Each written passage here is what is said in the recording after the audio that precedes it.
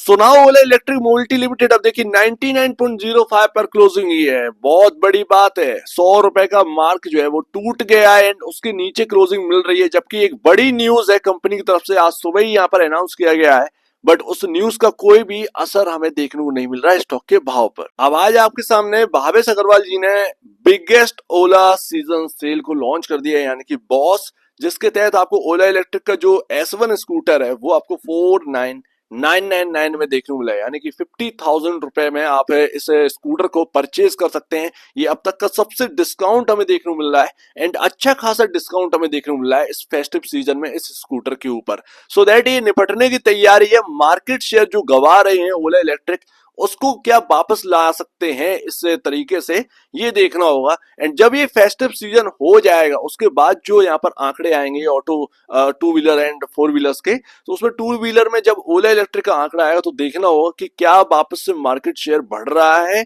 या फिर market share अभी भी गवा रहे हैं एंड वो market share Bajaj auto, hero MotoCorp के अंदर जा रहा है। ये काफी इंपॉर्टेंट होगा एंड यही स्टॉक को या तो ऊपर लेकर जाएगा या फिर नीचे की तरफ लेकर जाएगा। अब आज की डेट में इसका असर क्यों नहीं पड़ा स्टॉक के ऊपर? आप सोच रहे होंगे कि इतना बड़ा डिस्काउंट है, कहीं ना कहीं लोग परचेज करने के लिए आएंगे, जरूर एक बार तो आएंगे। तो ऐसे में ये जो डिस्काउंट आ रहा है, डिस्काउंट का मतलब क्या है? ये सीधी सी बात ये है कि गाड़ियां नहीं बिक रही हैं आपकी, दैट्स वाई।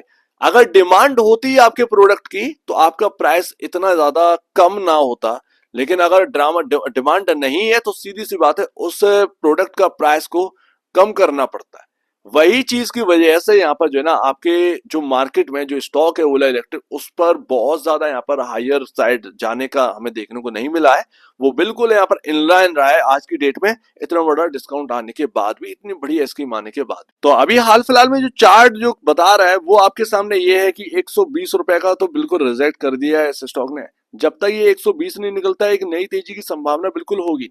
एंड इसी चीज में ना आप इंतजार कहीं ना कहीं ये स्टॉक करेगा आपके जो मार्केट शेयर का जो यहाँ पर नंबर्स आते हैं, मंथली जो नंबर आएगा उसका। सिंपल सी बात है भाई, यहाँ पर जो डिस्काउंट दिया गया है उसकी वजह से यहाँ पर देखना होगा कि मार्केट शेयर आ रहा है नहीं आ रहा है। डिस्काउंट देने के बावजूद भी अगर प्रोडक्ट का सेल उस तरीके से नहीं हो रहा है तो ये काफी नेगेटिव रहता है। बट स्टॉक ने आज जो क्लोजिंग दी है वो काफी नेगेटिव है। अब यहाँ पर सही तरीके से देखा जाए तो यहाँ पर बजाज ऑटो गेन कर रहा है, हीरो मोटोकॉर्प भी गेन कर रहा है। एंड मैं और आपको बताऊं कि प्रॉब्लम और ज्यादा बढ़ जाएगी जब एथर आ जाएगा। ये ध्यान रखिएगा, एथर के आने के बाद जो आईपीओ एक बार आ गया, लिस्ट हो गया, एंड अगर ये मार्केट शेयर गेन कर रहा है एंड ओला अगर मार्केट शेयर लूज कर रहा है तो ये इतना बड़ा इंपैक्ट डाला करेगा स्टॉक के भाव पर जितना हम सोच भी नहीं सकते। तो ये अंडर परफॉर्म में चला जाएगा ये स्टॉक कंपेयर टू एथर।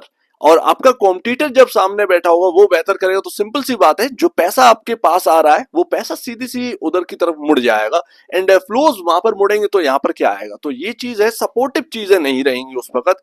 तो ये चीज है। बट अभी भी मैं आपको यही कहूंगा कि यहाँ पर जो अब तो खैर बहुत बड़ा टाइम हो चुका है, जब वो मार्केट कैप 150 पर था तो अब मार्केट जो जो मार्केट कैप है उसमें काफी अंतर आ चुका है। तो ये ना अभी भी एक जो बेहतरीन पिक है वो हीरो मोटोकॉर्प देखने को मिलती है। बट मैं आपको एक स्ट्रेटजी बताता हूँ, ये मेरी पर्सनल स्ट्रेटजी है ओला इलेक्ट्रिक के अंदर, जो कि मैं यही करूंगा नेक्स्ट 10 इयर्स के लिए। तो ओला इलेक्ट्रिक में बॉस जब ये देखिए, आपको अगर लगता है कि 70 रुपए इसका जो प्राइस है वो बेहतरीन प्राइस है एंड वहां से जो आप हैं खरीदारी करना स्टार्ट करेंगे, ये अपने अपने मन की बात है, ठीक है ना। अगर आपको 70 रुपए एक सही प्राइस लगता है आप 70 रुपए पर बाय करिए। आप सबको नहीं सुन सकते, ये बात ध्यान रखिए। मेरा जो प्राइस है वो सीधी सी बात है, मुझे बुक वैल्यू के आसपास मिलेगा, मैं वहां पर रिस्क लेने के लिए तैयार हूं, क्योंकि अभी भी कंपनी जो है ना उभरने में बहुत सारा समय लगेगा एंड जो नेटवर्क फैलाने में ना वो बहुत समय लगेगा, लेकिन उस बीच में स्टॉक का खेला हो सकता है। ये मेरा एक अनुमान है, तो मैं अपने अनुमान के हिसाब से चल रहा हूं। बट अगर आपको लग रहा है कि नहीं 60 रुपए में अगर ये मिलता है तो मेरे लिए सबसे बेहतरीन होगा, आप 60 रुपए में परचेज करिए उसको एंड उसको लॉन्ग टर्म के लिए देखिए। इस स्टॉक के अंदर आप जो है ना 2-3 दिन के लिए नहीं देख सकते, या फिर आप किसी की बातों में आकर एकदम जो है बाय और सेल नहीं कर सकते। ये ध्यान रखिएगा, आपको लंबा नजरिया रखना पड़ेगा, क्योंकि अभी हाल फिलहाल में कोई भी कंपनी यहाँ पर शुरुआत होती है तो उसके अंदर कोई भी दिक्कत आती है। सिंपल सी बात है, चाहे अभी यहाँ पर टाटा ग्रुप क्यों ना एक कंपनी लॉन्च करते, उसको भी कहीं ना कहीं थोड़ी सी प्रॉब्लम आएगी। तो ऐसे में लॉन्ग टर्म में ही वो सारी दिक्कतें सही हो सकती हैं। जो स्टॉक है या कंपनी है वो पटरी पर आ सकता है, एक सही तरीके से यहाँ पर काम कर सकता है। तो इस हिसाब से देखिएगा, अब मैं जब बुक वैल्यू के आसपास आएगा, मैं वहां से लॉन्ग करूंगा 10 ईयर्स के लिए। फिर चाहे मुझे 1000 शेयर रखने हो, ठीक है ना, 500 शेयर रखने हो, 2000 शेयर रखने हो, लेकिन मैं उसे लॉन्ग करूंगा। एक तरीके से मैं उसे छोड़ दूंगा, मुझे उससे कोई मतलब नहीं है। मेरे को प्राइस मिल गया, मैंने यहाँ पर लंबे नजर से देखा है, अब चाहे मार्केट यहाँ से चाहे 15,000 क्यों ना रह जाए या यहाँ से 45,000 क्यों ना हो जाए, मुझे कोई फर्क नहीं पड़ता। तो ये सारी चीजें हैं। अब ऐसे में जो है ना, जब यहाँ 60 रुपए 70 रुपए या उससे नीचे अगर जो प्राइस मिलता है, वो एक रिस्क फ्री प्राइस होगा। मतलब आप एक ऐसी कंपनी में लगा रहे हैं जिसका अभी अभी शुरुआत हुई है, और उस कंपनी में आपने पैसा लगाया। अब जैसे जैसे वो कंपनी बढ़ेगी तो सीधी सी बात है आपका पैसा भी बढ़ेगा। तो वो सारी चीजें यहाँ पर जो ना आ जाती हैं इस प्राइसिंग में। एंड लास्ट तो भैया ओला इलेक्ट्रिक के अंदर करना क्या है, अभी भी बहुत सारी चीजें बिगड़ी नहीं है, ऐसा नहीं है कि यहाँ पर ना सब कुछ बिगड़ गया है, यहाँ पर ध्यान रखिए। बट क्लोजिंग जो है वो 100 रुपए के नीचे हो गई है, ये काफी नेगेटिव। कल ही तो अपनी बात हुई थी यहाँ पर।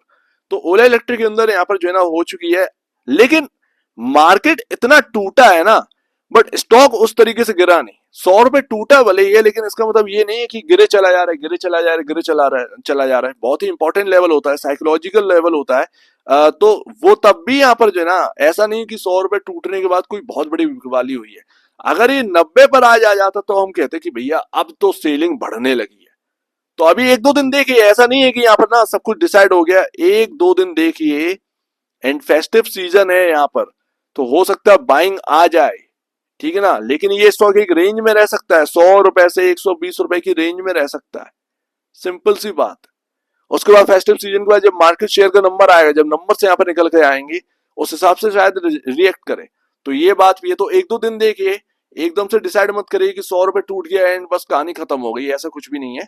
यहाँ पर देखिए, थोड़ा सा टाइम दीजिए एक दो दिन का। लेकिन अगर यहाँ पर ना कल भी क्लोजिंग हो जाती है 100 के नीचे, तो फिर कहीं ना कहीं एक नेगेटिव पन तो यहाँ पर जो है ना फिर दिखाई देता ही है। सो उम्मीद है काफी यहाँ पर क्रिटिकल जोन में है ये स्टॉक, ध्यान से काम करेगा। एंड फेयर वैल्यू तो मुझे अभी भी यही पहली कैंडल दिखाई देती है 75 से 76 रुपए के आसपास, जो कि यहाँ पर समझ में आता है कि एक फेयर वैल्यू गैप है, उसको भरना है। तो क्या वो वहां तक आएगा, देखने की बात होगी, देखते हैं यहाँ पर। बट अभी हाल फिलहाल का ये है, क्रिटिकल जोन में यहाँ से बाइंग भी आ सकती है, यहाँ पर सेलिंग भी आ सकती है। ध्यान से काम करिएगा। सो उम्मीद है काफी कुछ आपको समझ में आया होगा। एक बार इससे पहले आप इस पहले अपने ब्रोकर एडवाइस से जरूर सलाह लीजिए, खुद की स्टडी करिएगा, उससे बेहतर कुछ भी नहीं है। खुद की स्टडी मस्ट है, तो आप दीजिए। वीडियो देखने के लिए बहुत बहुत धन्यवाद दोस्तों।